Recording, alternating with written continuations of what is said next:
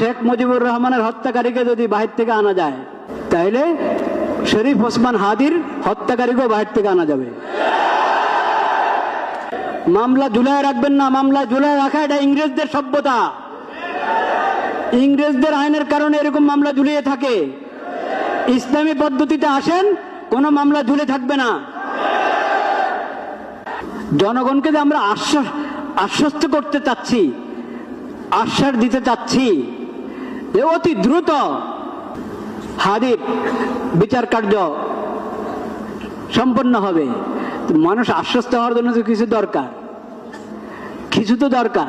মানুষ তো দেখেছে আগের সরকারের যে সমস্ত হত্যাকাণ্ডগুলো, ওগুলোর কয়টার বিচার হয়েছে।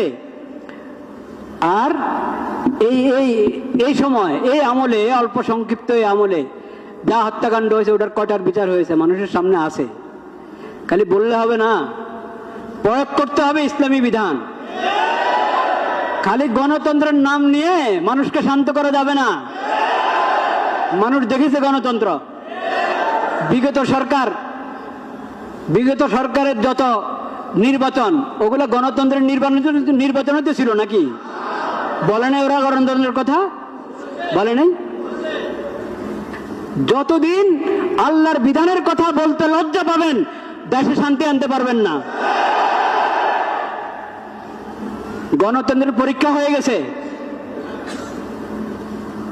কোরআনে স্পষ্ট বিধান আল্লাহ দিয়ে রেখেছেন কেসাসের, ইসলামী দণ্ডবিধির।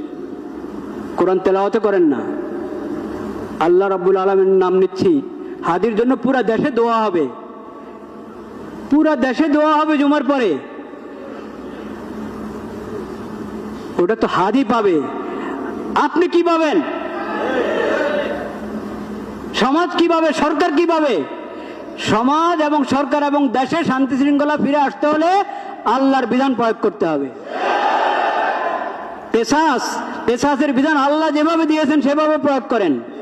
ইসলামের দ্বন্দ্ববিধি এবং ইসলামের কেসাস যদি প্রয়োগ করতে পারি আমরা সাহস করে, তাহলে ইনশাআল্লাহ সমাজে পূর্ণ শৃঙ্খলা এবং শান্তি নিরাপত্তা ফিরে আসবে।